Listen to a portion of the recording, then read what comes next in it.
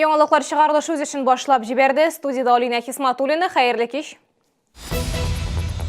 Торак коммуналь хезмәтләре өчен кәгазь квитанциядагы сумма электрон квитанциядагы суммадан аерыла. Ни өчен сәбәпләрен Гүзәл Габдуллина ачыклады. Балалар туклануын оештыруда яңа санитар кагыйдәләр гамәлгә керәчәк. Мәктәп туклануында тагын нинди үзгәрешләр булды? Бу хакта тулырак Ләйсән Ханова. Өйдә торт пешерүчеләр, маникюр осталары һәм башкалар үз керемнәреннән салым түләячәк. Татарстан Республикасы пилот проектта катнаша.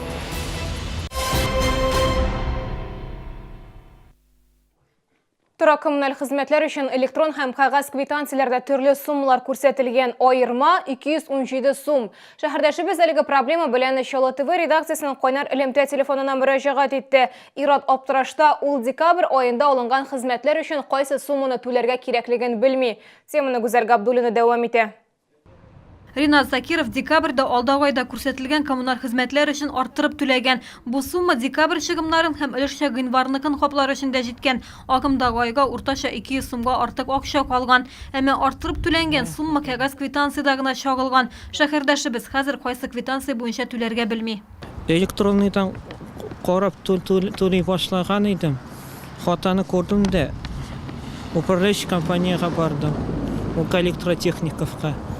Анда бер сүз дә әйтмәделәр бу хата турында. Әйттеләр, декабрь аены өчен түләмәскә әйттеләр. Без республиканың бердәм исәп-хисап үзәгенә аңлатмалар сорап мөрәҗәгать иттек. Белгечләр түләү документларын кәгазь һәм электрон төрләрдә чагыштырдылар. Аларның сүзләренә караганда автоматлаштырылган системада арттырып түләнгән сумма чыннан да чагылмаган. Поясняем, что расчетный центр в соответствии с заключенным соглашением передает всю информацию по расчету на портал государственных и муниципальных услуг, который является самостоятельным ресурсом. Так как переплата не требует оплаты от жителя, на портале указывается к оплате 0 рублей. Однако жителям не стоит беспокоиться, сумма переплат будет учтена в следующем месяце. Әлеге очрактан соң республика хисап үзәге белгечләре дәүләт хезмәтләре порталының техник ярдәм күрсәтү бүлегенә мөрәҗәгать итте. Белгечләр проблеманы хәл итү өстендә эшләячәк һәм киләчәктә квитанцияның электрон формасында да арттырып түләнгән сумма чагылыш тапсын өчен тырышачаклар. Гүзәл Габдуллина, Сергей Вильданов, Яңалыклар. 14 гыйнвардан 17-сенә кадәр исәпләү үзәкләрендә кассалар эшләмәячәк. Бу үзәкнең Татэнергосбыт бердәм үзәгенә кушылуына бәйле. Шуңа да 4 көн дәвамында торак коммуналь хезмәтләре өчен биредә түләп булмаячак. Шәһәрдәшләргә дәүләт порталы, почта, банк хезмәтләреннән файдаланырга киңәш итәләр. Ашамлыклар түрі артты, бәяләр біраз күтәрелде. Яңа елдан кайбер мәктәпләрдә туклануга бәйле үзгәрешләр бар. Алар шәһәрдәге 7 белем бирү учагына кагыла. Аларда моңа кадәр балаларны ашату автоном шартларда оештырылган булса, январьдан моның өчен мәктәп туклануы муниципаль предприятиесе җаваплы. Исегезгә төшерәм, 2 кадет мәктәбеннән тыш Чаллының барлык мәктәпләрендә һәм балалар бакчаларында туклану шушы оешма аша башкарыла. Теманы Ләйсән Ханова дәвам итә. Каникулдан соң 4-нче мәктәптә укучыларны ашатуны оештыру мәктәп туклануы предприятиесе карамагында. Хәзер ашханәгә яшелчәләр чистартылып килә, пешекчеләргә эш бераз кимегән, продукция белән тәэмин итүдә мәктәп җаваплылыгында түгел. Моңа кадәр биредә хәләл туклану иде. Алга таба да шулай булачак дип ышандырдылар безне мәктәптә. Школьный питание белән бу килешенгән, чөнки бу ата-аналарның таләбе һәм бүгенге көндә 100% безнең балалар хәләл тукланалар. Тавык продукциясе, колбасный продукциялар бөтенесе дә упаковкада килә, хәләл сертификациясе белән. Иткә килгәндә, димәк, безгә шулай хәләл поставщиклар китерәләр, тулысынча итне эшкәртү ул безнең өстә. Элек тә шулай эшләдек, бүгенге көндә дә ит шулай сакланып калды. Туклану өчен бәяләрдә дә бераз үзгәреш бар. Бер тапкыр ашау 5 сумга, 2 тапкыр туклану исә 10 сумга арткан. Аның каравы менюда яңа төр ризыклар бар. Безне бер тапкыр көнгә ашаталар. 3нче дәрестән соң кайбер чакта пюре бирәләр котлет белән. Ансы икәмлесе блинчиклар бирә башладылар. Фруктовый салат биргәннәре юк иде әле. Үзгәрешләр бар. 4-нче мәктәптән тыш 2-нче һәм 50-нче гимназияләрдә, 21-нче, 36-нче, 44-нче һәм 61-нче мәктәпләрдә дә ашату яңа елдан мәктәп туклануы предприятиесе тарафыннан оештырыла башлады. Алар арасыннан 2-нче гимназиядә дә хәләл туклануны дәвам итәчәкләр. Балалар туклануын оештыруда яңа елдан кагыйдәләр дә үзгәрәчәк. Алар Роспотребнадзор тарафыннан эшләнде. Яңа кагыйдәләр мәктәпкә балаларның өйдә әзерләнгән ризык алып килүен шикли. Ризык әзерләү һәм аларны саклауга кагылышлы үзгәрешләр дә бар. Әйтик, киселгән сыр кебек ризыклар витринада 1 сәгатьтән артык торырга тиеш түгел. Тагын бер үзгәреш – ашханәләрдә 12 яшьтән өлкәнрәк укучылар гына кизү тора ала. Эсенханова, Ленар Султанов, яңалыклар. Өйдә торт пешерүчеләр, маникюр осталары, косметологлар һәм үз-үзенә хуҗа булган башка эшмәкәрләр керемнәреннән салым түләргә тиеш булачак. Россиянең 4 төбәгендә шул исәптән Татарстанда пилот проект эшли башлады. Ул үз-үзләрен эш белән тәэмин итүчеләр хезмәтен законлаштыруга юнәлдерелгән. Аның ярдәмендә үзләренә эшләүче һәм рәсмиләштерелмәгән затлар үз керемнәреннән салым түли алачак. Бу яңалык аларның эшчәнлегенә ничек йогынты ясый алдагы сюжетта.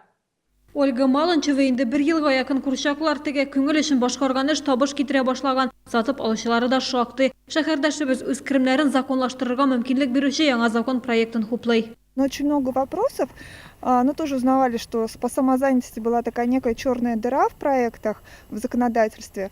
А сейчас все открыто. Конечно, переживала, что там налоговые или что. Зачем эти лишние вопросы?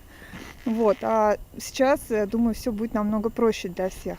Үз эшең белән мәшгуль статусына товарлар һәм хезмәтләр сатудан кергән табышы елына 2 миллион 400 мең сумнан артмаган һәркем ирешә ала. Мәҗбүри шарт ялланган хезмәткәрләрнең булмавы. Элек бизнес алып бару өчен шәхси эшмәкәрлек яки җаваплылыгы шикләнгән җәмгыять формасы гына бар иде. Яңа гадиләштерелгән форманың исә өстенлекләре бар дип саный юристлар. У них минимальный налог, 4% они оплачивают от дохода физических лиц, 6% они оплачивают от дохода от индивидуальных предпринимателей и обществ с ограниченной ответственностью. В пенсионный фонд самозанятые граждане отчисления делать не будут. Нет социального пакета, а также не предполагается наличие расчетного счета как УИП и ООО. Үз эше белән мәшгуль статусын рәсми рәвештә алу өчен яшәү урыны буенча теркәүче органга хәбәр бирергә яки федераль салым хезмәтендә мой налог кушымтасы аша теркәлергә кирәк. Бу бизнесменнарга төрле социаль өстенлекләр кулланырга мөмкинлек бирәчәк. Гүзәл Габдуллина, Сергей Вильданов, Ленар Султанов, яңалыклар.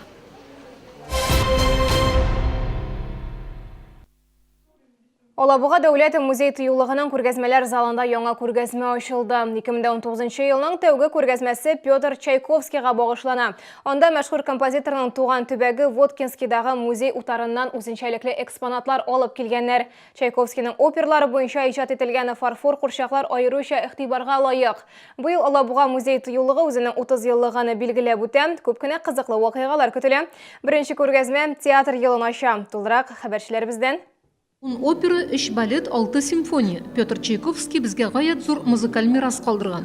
Күчмә күргәзмәнең беренче өлеше композиторның балачагына багышлана. Бу аның әти-әниләре. Нәкъ менә әнисе Бәләкәй Петяның күңелендә музыкага мәхәббәт уята, нотага өйрәтә. Уникаль фарфор курчакларны ижау рәссамнары Лебедевлар иҗат иткән. Ребенок, который решил заняться музыкальным искусством, научиться игре на разнообразных инструментах, с огромным удовольствием посетит эту выставку, и мы всем учащимся музыкальных школ города Набережные Челны дарим посещение этой выставки бесплатно. Пиковая дама Евгения Онегин, Татьяна Ларина. Күргәзмәнең икенче өлешендә Чайковский әсәрләреннән танылган персонажлар бирелә. Курчаклар югары сәнгать осталыгы белән ясалган, шул чор киемнәреннән бик кызыклы. Бердә тагын Чайковский көй язган спектакльләрнең декорация эскизларын күрергә була. Икенче залда Максим Култышевның композитор белән бәйле фотографиялар тупланмасы урын алган. Чайковскийның туган төбәге Воткинскийдан килгән күргәзмә 1 ай дәвамында эшләячәк. Бу сезгә ишкерәсе соңгы мәгълүматыбыз иде. Мин Алина Хисматуллина, сезгә күңелле яллар теләп сау булашам. Исән-имин булыгыз.